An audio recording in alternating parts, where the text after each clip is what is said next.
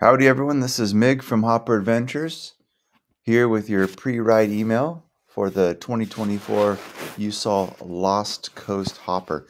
In this video, I'll go over the route, registration, camping, and all of the information that's necessary so that you have a fantastic weekend out on the Lost Coast. If it's your first time up here, welcome. It's going to be a beautiful one. If you're returning for the second, third, fourth, maybe fifth time, welcome back. I'm sure you've been looking forward to this as much as we have. As you know, the event's different in that we're not starting and ending at Usal Beach, and it's not timed. The good news of that is that you don't have to deal with the precarious road getting in, nor do you have the race pace start climbing up out of Usal Beach, which is, as you know, quite a rugged climb. This year it'll be at the end of your day. This is a Google map we've created that shows you where we'll be starting at Rockport, the camping and campfire, other camping options, feed zones, parking, etc. So please remember that in the email you have a clickable link for the Google slideshow so that you can open up these maps and download them. Do not count on cell service out there or Wi-Fi. So all the maps and information you need, including the route, please download them and have them available offline. All participants must sign this digital waiver for Mendocino Redwood Company, even though you've signed them on Bike Reg. This will take you to an ROL by Mendocino Redwood Company that will act in place of a wet signature. The riders who do not sign this will then have to sign the waiver on the day of the event. Schedule for the weekend. Saturday, Reg will open at a reasonable 7 a.m. with a pre-ride meeting at 8:30, and then we'll roll at 9. Note this is at Rockport. So Rockport is or used to be a town site. There is no town and no services. It's owned by Mendocino Redwood Company, and they're graciously giving us permission to host our ride and lunch afterwards from there. Lunch will be ready by 1:30. I don't think you'll be there, but in case you head back early or you ride the short course very quickly, Chef Chris Correa will have lunch there and drinks, etc. And we'll have that until around 6 p.m. Then the campfire will be at Abalone Campground. You don't have to camp there. If you're staying in Fort Bragg or somewhere else, you're welcome to stop by and join us for an hour, where we'll be joined by some of the staff at Redwood Forest Foundation to learn about the history of the land out there and history of logging out on the North Coast, as well as what they're doing to fulfill their mission of managing sustainably over 50,000 acres of redwood, mixed fir, hardwood land. Sunday, there's an optional hike at 10 a.m. On Highway 1 heading back towards Leggett. So if you're leaving Sunday, it's worth a stop and a hike where there will be hiking the ridgeline, and you'll learn about some of the work that's being done for fire mitigation and shaded fuel break. Again, this map will take you to that spot, so make sure you download and have that available offline. When you get to Rockport, there's a small sign on the right-hand side that says Mendocino Redwood Company. You'll drive back in here and park. There are a few residences, and there's not a ton of parking. There should be enough for the number of participants. We have only 100 riders, so hopefully we have 50 cars or less that you guys can park tight in here. This is where we'll set up our registration. If the parking does get full, there's a pull-out area here on the Highway 1 where there'll be plenty of room for you guys to stage and get ready. And then we'll have our pre-ride meeting at 8:30 and roll at 9. This is the Ride with GPS map of the long course. I know many of you noticed that I changed the route. We did a pre-ride of it, and the short course took us close to 7 hours. This section is a bit deceiving. This 17 miles, I think we climbed close to 3,000 feet on there. So it's going to be plenty for a day, especially with some hanging out. We expect the short course to take anywhere between 4 to 6 hours, and the long course, well, longer. Anyway, so here's the start right out of Rockport. It starts with about a 4-mile climb. You descend down here, and notice you just touch Highway 1 just briefly at Hales Grove. Then you climb back up. We enter Redwood Forest Foundation land to our first rest stop. We're lucky enough to have a mechanic, Mike Burner, will be up there. So if you need a hand, he'll be up there, and we'll be having a very robust snack stop, including the grill, where you'll have a choice of a hot sandwich, cold drinks, etc. The long course then follows the WRP road for about 12 miles to what's called Yokohama, where you turn left and head west to Kenny, where the legendary Steve Gravenitis will be helping grill some sandwiches as well as wrench on your bikes. Thanks, Gravy. This point up to here, from mile 0 up into the feed zone, is all nice gravel roads. And then the last approximately 12 miles is the Usal Road, which was the old stage road between, Highway 1 here and all the way up into Whitethorn, and then up past that into Honeydew. So there's still no highway. This is rugged dirt. This is where the section of road that always makes me choose a cross-country mountain bike set up for such, just to be able to enjoy this section.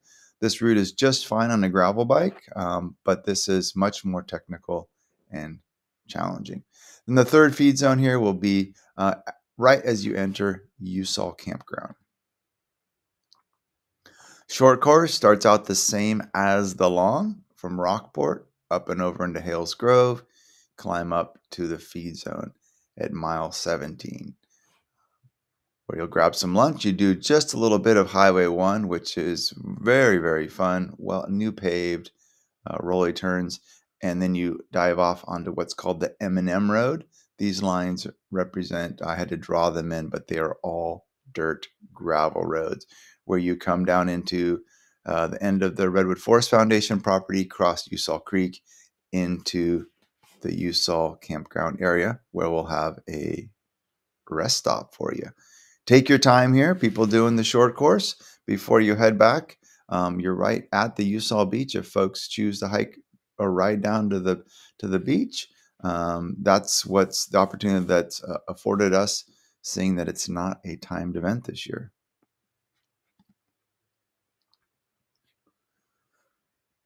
Hopefully we'll have some clear skies as we head south on the Usal Road. It's a spectacular view. Remember, this is a county road. It is open, and there you will see vehicles on the weekend. This is going up a road that we're coming down, and right in this section, just last week, I came upon a vehicle on a blind turn, so be careful. Course markings. The course will be marked even though it's not a timed event. The expectation, though, will be that you have the course downloaded onto your device and you are using it. We have marshals on the course who also know their way around, but it will be lightly marked. This means we'll have an arrow at each intersection and a wrong way at the roads you don't take. And we have a white ribbon with black grasshoppers to help reassure you that you are on track. However, unlike a grasshopper race, you will not have an arrow well in advance of the turn, at the turn, and then after the turn. Our hope is that people are, one, navigating using their devices, and two, chilling out a little bit more than your typical grasshopper. As far as caution signs, we will place some, but again, like the grasshoppers, we don't expect you guys to be traveling at the same speed, so they will not be marking every single corner where something can go wrong.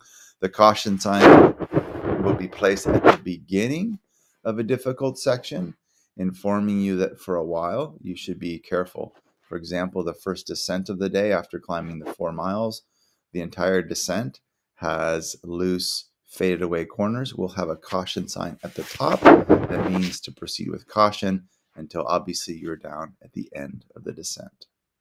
Remember, this is a very, very remote area.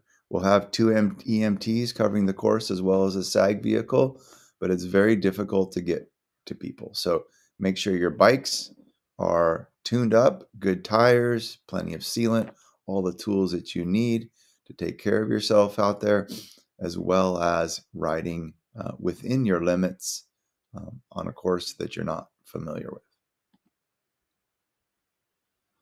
It's an example of the caution signs that we use from Signorama. Again, they'll be placed conservatively at the beginning of challenging sections and sharp corners. And this is our ribbon that you'll be looking for, rather than getting confused with a pink or a green or a yellow or an orange ribbon that the loggers use. This is the custom hopper ribbon. Do not follow any other ribbons out there. Near the end of the short and the long course, you come to Usal Beach, part of the Sinkion Wilderness. This bridge, as well as the road, is the county road, and we have a permit with the county to use it. If you head out from the rest zone to the ocean, then you're on the state park. So just crossing this beach, just on the other side of this, we'll have a rest stop. And as you cross the beach this bridge on your left-hand side, there will be a trail that's more than a 5-minute hike up to the candelabra trees. We highly recommend taking a few minutes, since it's not a race, to go check out these spectacular trees. In addition, if you feel that you have the time, from our rest stop area, it's about 5 minutes out to the Usal Beach, where you can stop and take in the view, take a couple photos, and chill out a little bit before riding back to the lunch stop. At the feed zones, as we mentioned, we'll have grilled cheese, grilled ham and cheese with some pickles. We'll have some fruit, as well as some salty snacks, and scratch, hydration, and water. And at the finish, thanks so much for our generous sponsors, Guayaki Yerba Mate and Beste Brewing. Yerba Mate is from Sebastopol, my hometown, and they've been supporting us for years. So look forward to the cold beverage. And of course, we'll have some ice cold Sierra Nevada cans.